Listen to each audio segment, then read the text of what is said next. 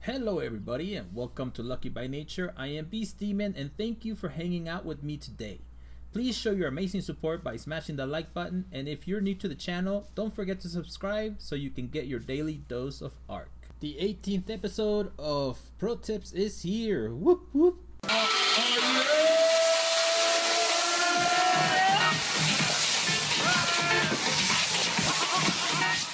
Alright, so for our first pro tip, I am going to talk about these building with trapdoors.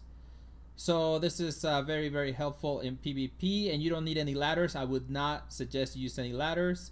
What you need to know is that when you open a trapdoor, if you open on the right corner, it will always go down. If you do it on the left corner, it will always go up. And this is important because this is how you move about in your little building. And what I would do in this situation is I would section off the whole entire building. Of course, we're talking about a small building here. So that way, if somebody does come in, you know, they can get trapped. But this is how you move up and down without needing any ladders. You just make sure that you open them down. Whenever you jump up, you close them and it brings you up to the top, to the next floor.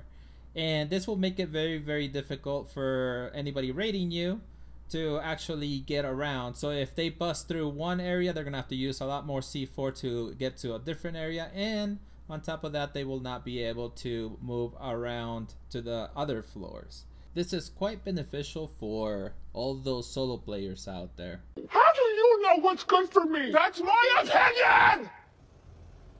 Alright, so on this tip is ziplines. While you're not able to jump from zipline to zipline using dinos like the Ravager, you can do it if you're just on your person.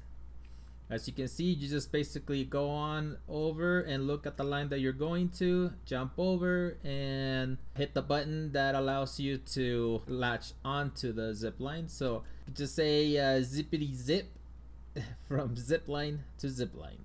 It's the most beautiful thing I've ever seen in my life. It's a banana next to a banana.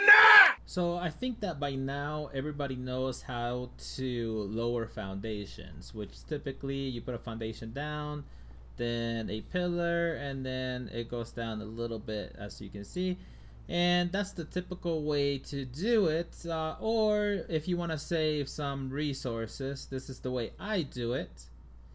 So I put down a foundation, but instead of putting down a pillar in the center, I put it on the side. Oh, there we go. And then you put one in the center, but you look at the line, make sure it goes down a little bit. Oh, that. There we go. As you saw, it got a little lower. And so now let's destroy this pillar.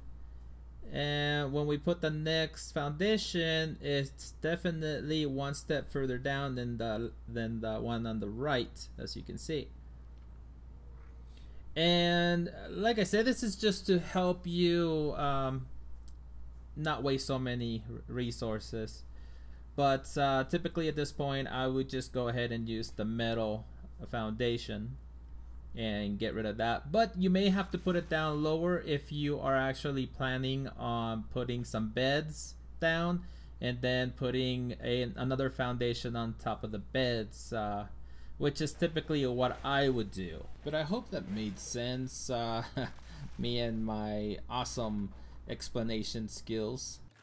You just drop in and just smack the lip, whoop-ah, drop down, snap, ah! For this tip, if you are planning on doing some caves or maybe raiding somebody, or just to be able to survive here in Aberration, just find yourself one. Hey, look at that. Sweet. I could use that. But like I was saying, just find yourself one of these plant Z things here, and you can sit yourself down on the floor and you can make yourself a whole bunch of blood packs.